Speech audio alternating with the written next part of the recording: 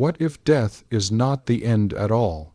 What if in the first second after you die, you discover that nothing has been lost, that your life still exists, whole and complete, woven into the fabric of the cosmos?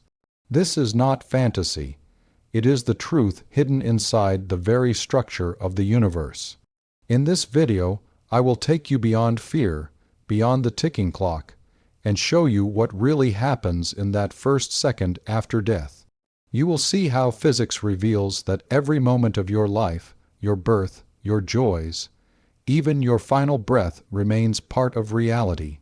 I will show you why endings are illusions, and how this vision frees you from the terror of time. You will not hear vague promises or blind faith. You will hear the clear reasoning that led me step by step to this truth. I know the fear you carry. You look at death as a wall, the final stop, the moment when all you are vanishes into nothing. You wonder what will remain of you. You wonder what happens to those you love, and you try to push these thoughts away, but they return in silence late at night. Let me tell you this, those fears are born from a false picture of time. Once you see through the illusion, you will understand death does not erase.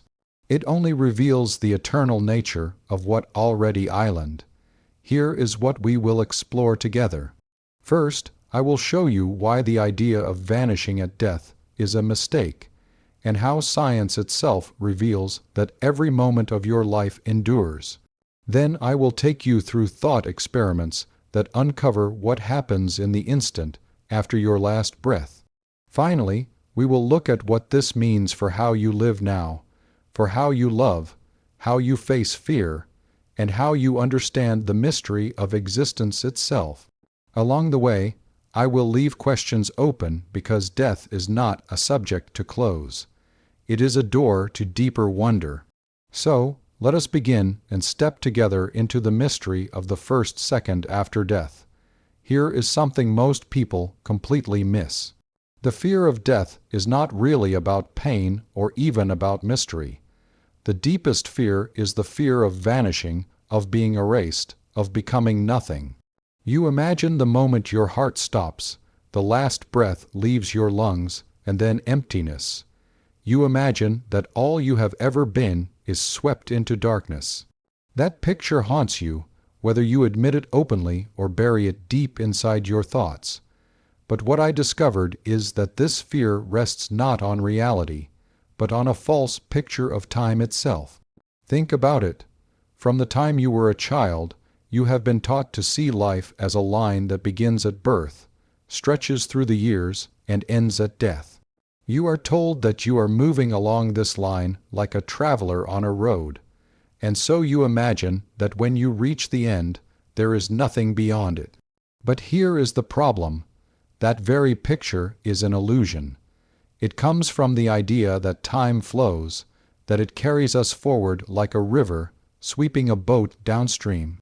And if you believe in the river, then you must also believe in the waterfall, the place where everything drops into the void.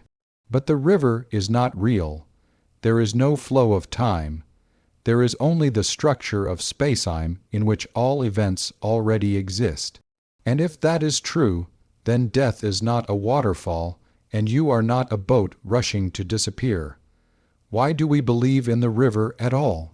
Because our senses and our language tell us so. You hear the ticking of a clock, and you think each tick is a piece of your life stolen away. You look in the mirror, see wrinkles form, and think time is draining you. You say things like, "Time flies," "I wasted time," "I ran out of time." Every word reinforces the illusion. But the truth is different.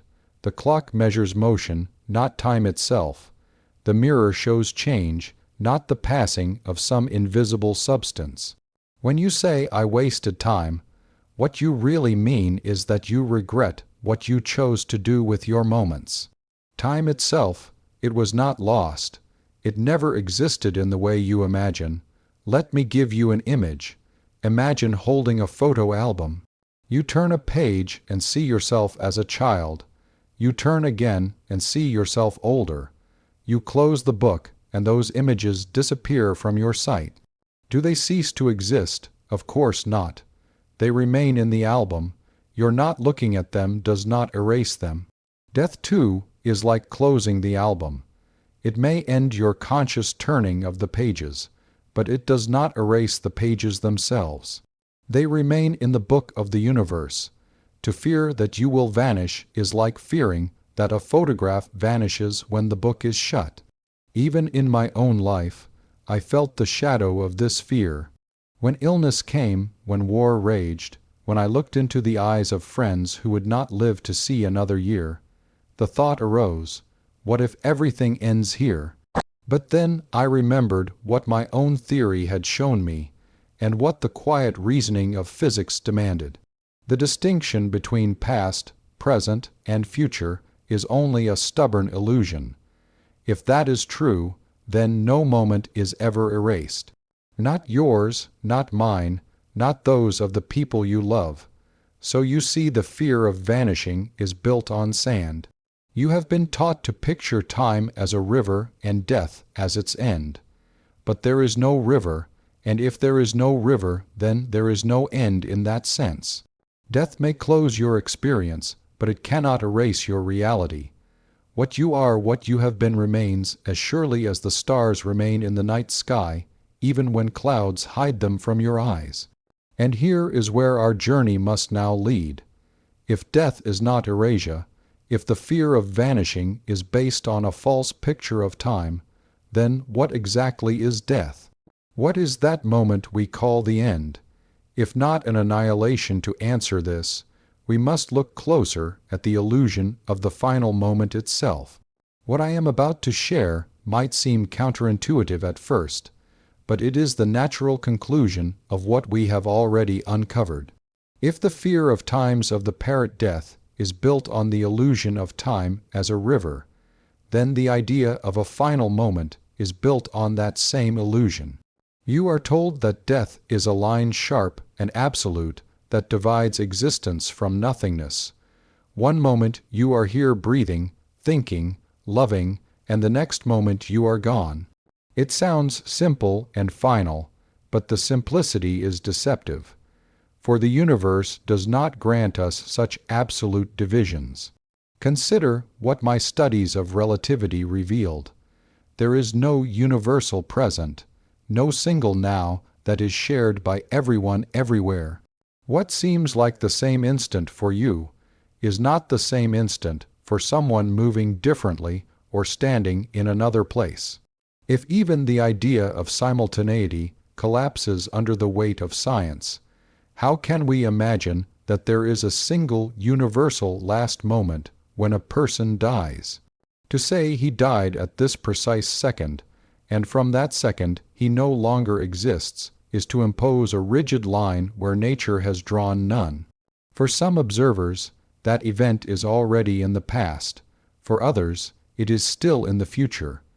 The so-called final moment is relative, just as every other moment is relative. To help you picture this, let me return to the thought experiment of the train and the lightning. Two bolts strike the train at different ends. To the observer standing still beside the track, they occur at the same time. To the passenger on the train, moving toward one bolt and away from the other, they do not. Each observer has a different truth about when the lightning struck. Now take this principle and apply it to the end of life. One observer may say at this second he is gone. Another, in a different place or frame of motion, will not yet agree. Death is not a universal line across reality. It is a local event interpreted differently depending on where and how you observe. Think also of how you have seen someone pass away. To those at the bedside, it feels like an absolute line crossed. One moment the chest rises and falls, the next it does not. One moment the eyes shine, the next they are still. And yet, in that very moment, memories of the person are alive in the minds of those present. The past conversations, the laughter, the touch of their hand, all continue to exist as real experiences in spacetime. Their presence lingers not only in memory, but in the very structure of reality itself. What you call the last moment is only the last breath perceived in one stream of consciousness, not the end of the person's being in the whole universe. Let me put it another way. Imagine watching a long film. Near the end, the protagonist takes his final step, speaks his final word, and lies still. You, the viewer, might say that was his last moment, but the film reel itself contains every frame of his life, childhood, adulthood, and the scene of death, all present together on the strip. Nothing has been lost. The last moment exists side by side with the first. Only your position in the sequence makes it feel final. In the same way, the end of a human life is not an absolute cut, but simply another frame in the reel of spacetime. And here lies the deeper truth. Death is not a wall at the end of the road. It is a place on the map, a frame in the reel, a note in the melody. To call it the final moment is to misunderstand the nature of reality. It is final only from the narrow perspective of your conscious journey, not from the perspective of the universe.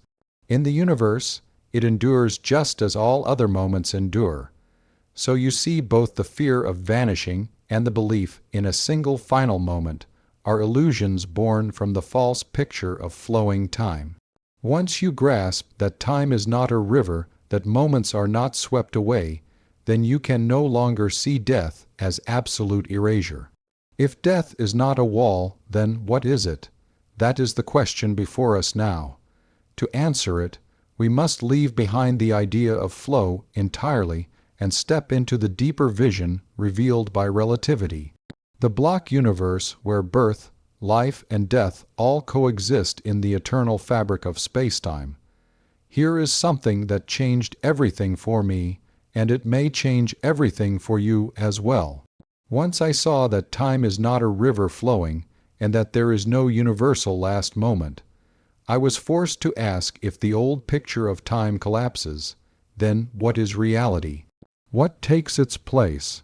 The answer came through the insight of my teacher Hermann Minkowski, who showed me that space and time are not separate things at all, but woven together into one fabric, spacetime. In this fabric, every event of your life, your first cry, your first step, your first love, your last breath, already has its place. They do not come and go, they do not vanish. They are like towns on a great map. You may travel through them in sequence, but they all exist together, waiting, enduring, eternal. Picture yourself standing before such a map. You see cities marked here and there, one to the north, one to the south, one across the sea. Perhaps today you are in one of them. Tomorrow you will travel to another, and the one you left behind seems gone from your experience. Yet the city itself has not vanished. It remains whether or not your feet are walking its streets. In the same way, the moments of your life remain even when you are not conscious of them. The day you were born, the moment you first learned to love, even the moment of your death, all are marked on the cosmic map. They do not wait to be created by your arrival. They are already there, part of the structure of spacetime itself. Do you see how this transforms the way we think of death? Death is not the end of the road, not the cliff where the path disappears into nothing. It is simply another town on the map, another place your journey must pass through.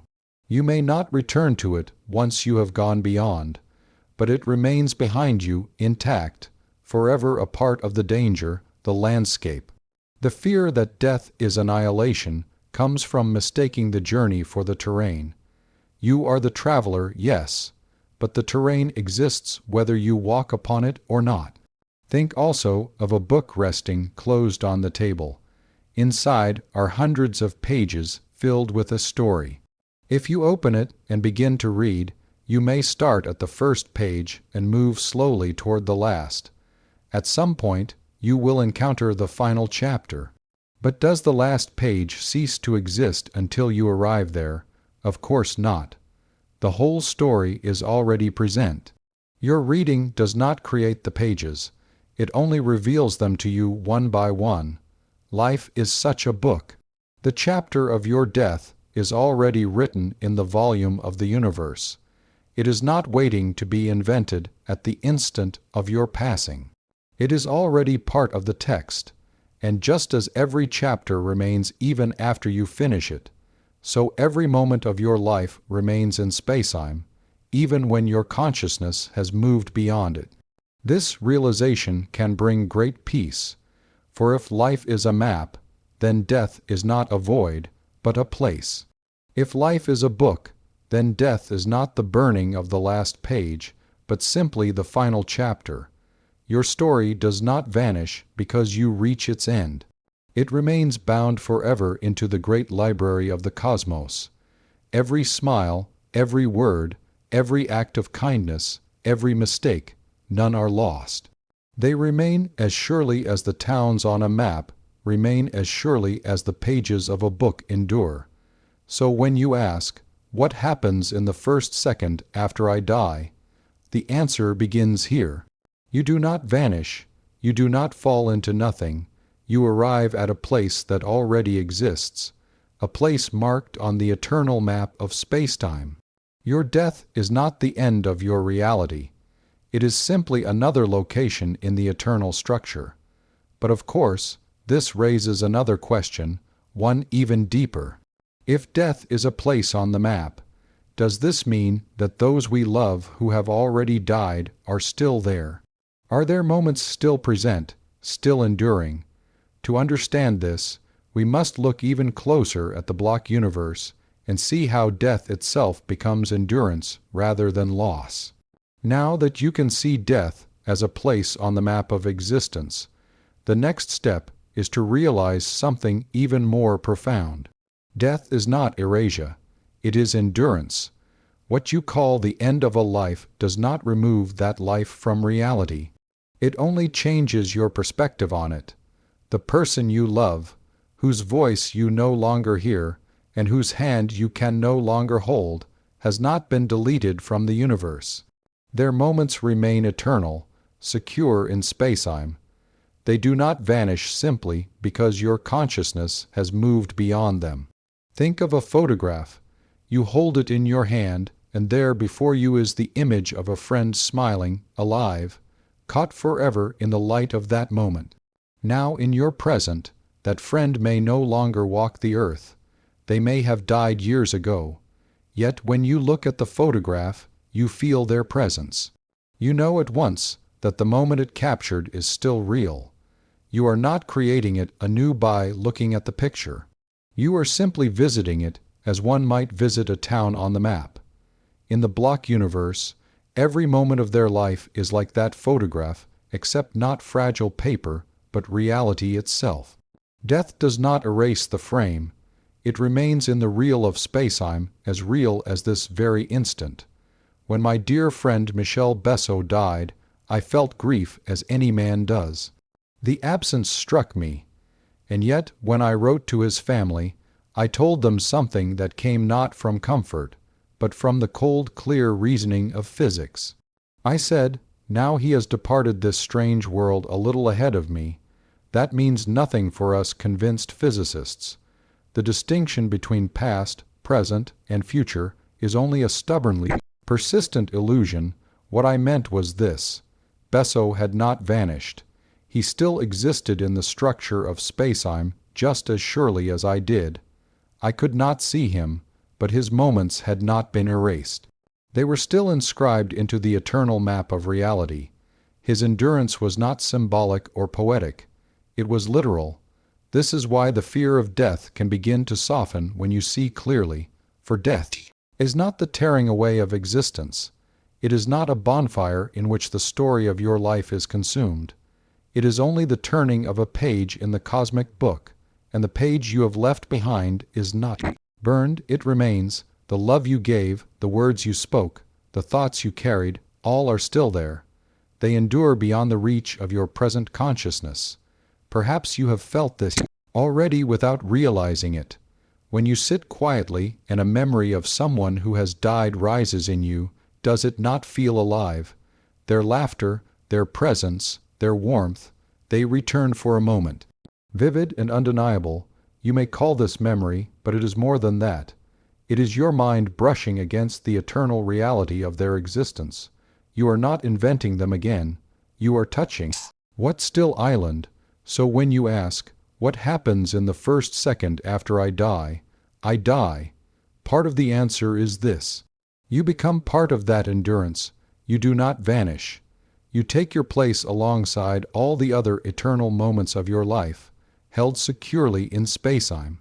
Your loved ones remain, and so will you. And yet you may wonder, if all these moments exist eternally, why then do we feel so strongly that life is moving forward, that we are being carried from one instant to another toward the end? If the real already contains every frame, why do we feel as though the story is being projected? This is the next mystery we must face. The illusion of flow, created not by the universe, but by the human mind itself. Here is something that most people never stop to question. If every event of your life already exists in spacetime, if your birth, your joys, your struggles, and even your death are all written into the great fabric of reality, then why does it feel as if life is flowing, as if you are being carried from one moment to the next? Why do you feel the passing of days, the rushing of years, the steady pull toward what you call the end? The answer is both humbling and astonishing. The flow is not in the universe at all. It is in you. It is the way your mind strings together the still frames of reality and creates a story of motion. Consider the cinema. A film reel is made of many photographs, each one fixed and unchanging. Hold it in your hands, and you can see that every frame is already there. The beginning, the middle, the end, they coexist side by side on the strip. Nothing is being created or destroyed. And yet, when the reel is placed in the projector and the light shines through it, the still images flicker past so quickly that your eyes and brain can no longer see them as separate. They blend into motion. A story appears to unfold, though it was already complete before the projector ever began to turn. In the same way, your life is a reel. Every moment is a frame. But your mind, like the projector, creates the illusion that the frames are moving, that you are flowing forward into the future and leaving the past behind. Even the human body shows this principle. Your eyes do not take in a smooth and continuous picture of the world. They capture snapshots, tiny bursts of light and shape that your brain stitches together into a seamless image. You do not notice the gaps because your mind fills them. You do not see the flicker, only the illusion of continuity. The same trick happens with hearing. A melody is not one continuous sound, but a sequence of notes separated by silences. Your mind fills the spaces and gives you music. In both sight and sound, your brain transforms broken fragments into flow. And in the same way, it transforms the eternal frames of spacetime into the feeling of a moving life. This is why you believe time is carrying you forward. You are like the viewer in the cinema, swept away by the story, forgetting that the film is already complete. You cry at the tragedy, you laugh at the comedy, you tremble at the suspense, all because you believe the story is unfolding. But step back, and you see the reel was whole from the beginning. The beginning and the end were always there. The motion was never in the film itself. It was in your perception of it. Now apply this to the question of death. If your life is a reel of frames already fixed in spacetime, then death is one of those frames. It is not the destruction of the reel, not the tearing away of the story. It is simply one part of the film. The reason it feels like a final plunge is because your mind, caught in the illusion of flow, tells you that you are being carried toward it, helpless and bound. But if you see the truth that the real already exists, then death loses its terror. It is not a void waiting to swallow you. It is simply a frame, a scene, a chapter as real and eternal as all the others. This realization demands a new way of thinking. It asks you to separate what the mind feels from what the universe island. The universe is eternal structure. The mind is a storyteller weaving continuity, creating flow. Both are real, but they are not the same. And when you confuse them, you fall into fear. You believe that time is slipping away, that death is rushing toward you. But when you see clearly, you understand. Nothing slips, nothing rushes, nothing vanishes.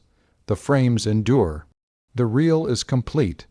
And yet this insight leaves us with another puzzle, one even harder to grasp.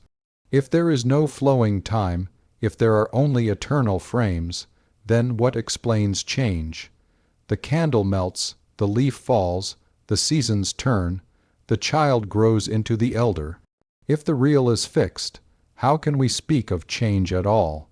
This is where we must go next, into the strange truth that change itself is real. But it does not require a flowing time to explain it. It only requires relationships between frames, between states, between events. Here is the next part of the mystery, and it may unsettle you even more than what we have already uncovered. Change is real, but time is not the thing that causes it.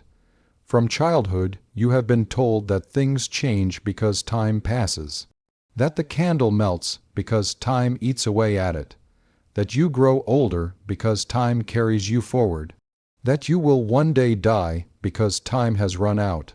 But this is not true. Change is not created by time. Change is created by relationships, by the way matter interacts, by the way energy transforms, by the way one state gives way to another. Time is not an actor upon the stage.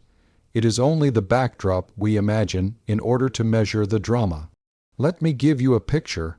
Imagine a candle burning on the table. You watch the wax pool and the flame flicker, and you say, "Look how time is passing." But what is really happening? The wax is melting because heat from the flame breaks the bonds of its molecules. The flame is flickering because oxygen from the air feeds it unevenly. The candle is shortening because matter is being transformed into gas and light. None of this requires a flowing time. It only requires physical processes unfolding in relation to one another. To say time passes is like saying the ruler stretched the wood. The ruler does not make the wood longer or shorter. It only measures it. In the same way, time does not cause change. It only measures relationships that are already unfolding. Now, apply this to life and death. A child grows into an adult not because time pushes them forward, but because cells divide, bones lengthen, experience accumulates. An old man dies not because time has stolen his breath, but because the body has reached the limit of its processes. The illusion that time is the cause is a trick of language and habit. We say time took her youth, time stole his strength, time claimed their life, but time is not a thief. Time is only the ruler in your hand. It does not act. It does not take. It does not flow. The reality is change, and change is born of relationships. This is why in physics we describe motion not as moving through time, but as change in position relative to something else. A train moves not because time drags it along, but because it changes location compared to the ground beneath it. A planet orbits not because time forces it to, but because it follows the curve of spacetime under the pull of gravity. Even the beating of your heart is not caused by time. It is caused by the rhythm of muscle fibers contracting in response to electrical signals. Time, as you think of it, is nowhere to be found in the causes. It is only the measure you apply afterward. Think of music. A symphony is written all at once on the page. every note from the first to the last is present together. When played, you hear the notes in sequence, and you call that sequence the passage of time. But in truth, the music exists whole, independent of your hearing. The melody does not flow because time pushes it. It flows because your mind strings together the notes as you hear them. The reality is the relationships between notes on the page, fixed and eternal. The illusion is the flow you feel as you listen. And so it is with life and death. The changes you witness, the growth, the decline, the final breath are not the work of a flowing time. They are the unfolding of relationships already inscribed in the fabric of spacetime. You may experience them in sequence, but sequence is not flow. Sequence is simply the path of your consciousness through the eternal. Death, then, is not the end of a flow, but the arrival at a frame already fixed in the whole. This understanding may be difficult because the illusion of flow is so powerful. It governs your language, your habits, your fears. But once you see through it, you can begin to separate what is real from what is imagined. Change is real. Relationships are real. Death is real. But the idea of being swept helplessly along a river of time that is not real. That is the story your mind tells you, the projector stitching still frames into motion. And when you free yourself from this story, you free yourself from the terror it creates. For if there is no flow, then there is nothing to lose, nothing slipping away, nothing rushing toward an end. There is only the eternal structure in which every change has its place, every frame endures, and nothing is erased. And so we arrive at the great question: if death does not erase us, if change does not require a flowing time, then how should we live? What does it mean to face death, knowing that every moment is eternal? This is where we must turn now into the final part of our journey. The human meaning of all we have uncovered. Here is where the truth we have uncovered becomes not only a matter of physics and thought, but of the heart. For what good is it to know that time does not flow, that every moment is eternal, that death is not erasure, unless this knowledge frees you from the fear that gnaws at your soul? What matters most is not the abstract idea, but the lived experience. The way this vision transforms how you rise in the morning, how you hold the hand of someone you love, how you face the silence of night when the thought of death presses against you. Let us speak plainly. The fear of death is one of the deepest shadows in human life. It whispers that you are fragile, temporary, that at any instant all you are could be extinguished. It tells you that you are running out of time, that every heartbeat is one step closer to the void. And yet, once you see clearly, once you grasp that this entire picture is based on an illusion, the shadow begins to dissolve. Why? Because fear thrives on the belief that death is nothingness, that it is the destruction of existence itself. But if every moment endures in the structure of spacetime, then nothing is destroyed. Your childhood is still real, though you cannot revisit it. The days you spent in joy or sorrow still exist, woven into the eternal fabric. And when you die, those moments remain. Your death itself is not the vanishing of your being, but simply another eternal event, like your birth or your first breath. To see this is to strip death of its false power. The wall you thought was solid is only mist, and once you see through it, the fear begins to lose its grip. Think of how you speak of time. You say time stole my youth. You say time takes everything away, but time is not a thief. Time does not exist as a force that takes or gives. What you are calling time is only change, and change is only relationships. Your youth is not gone. It remains part of the eternal story. What you call loss is only the movement of your consciousness beyond those frames. They still exist just as surely as the stars still shine when you close your eyes. And if this is true of your past, it is also true of your death. It will remain fixed in the fabric, not as annihilation, but as one more part of the whole. I have felt this truth in my own life, and it gave me peace. When my dear friend Michel Besso died, I did not say that he was lost.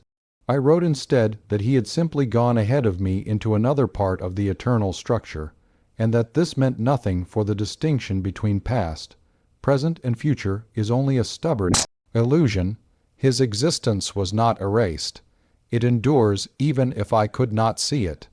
And if this is true for him, it is true for me, and it is true for you. Of course, grief remains. I would never tell you not to grieve, for grief is the price of love, and love is eternal. But grief need not harden into despair, for despair is born of the lie that what you love is gone forever, erased from reality. Once you see that nothing is erased, that all is eternal, grief becomes softer, more like a tribute than a torment. You still ache for what you cannot touch, but you do not need to believe it has vanished. This is freedom to live without the terror of the clock, without the dread of the end. To wake each day not with panic that you are running out of time, but with reverence that every moment you live is already eternal. To face your own death not as a plunge into darkness, but as a frame in the reel, a chapter in the book, a town on the map. One life is enough because one life is eternal in its structure. And here another question naturally arises. If death does not erase us, if every moment is eternal, then how should we live now? What does it mean to inhabit this eternal reality while we are conscious of it? What does it mean to live not in fear, but in the eternal now? That is where we must turn next to the final step of this journey. Once fear begins to fall away, once you recognize that death is not erasure, but endurance, a new question takes its place. How should you live? What does it mean to walk through your days knowing that every moment is eternal, that nothing is lost, that all you are and all you love is forever inscribed into the fabric of spacetime? To live with this awareness is to step into what I call the eternal now. It is not the same as the passing present that most people speak of, the fleeting second between a past already gone and a future not yet here. The eternal now is the recognition that every moment once lived is never gone, never erased, always part of the whole. And when you awaken to this truth, the way you inhabit the moment before you changes completely. Think of music. A symphony does not truly exist as a stream of notes disappearing into silence. It exists as a whole, written across the page, every measure already there. When you listen, you hear the notes in sequence, and they seem to flow. But each note is eternal within the score. Living in the eternal now is like hearing the music while also knowing the score. You cherish each note, not because you fear it will be lost, but because you know it is eternal. You give yourself more fully to the sound because you see it as woven into the whole. In my own life, I often felt this when walking in nature. A quiet forest path, sunlight filtering through the leaves, the sound of water moving over stone. These moments held me still, as if I had stepped outside of time. The worries of yesterday and the demands of tomorrow dissolved, and I felt only the richness of being alive. At the time, I thought of these moments as rare gifts, brief escapes from the tyranny of the clock. But later I understood they were glimpses of the eternal. Now the reality that every moment is already eternal, whether we recognize it or not. To live in this awareness is to realize that you do not need to chase after hours or cling to them in fear.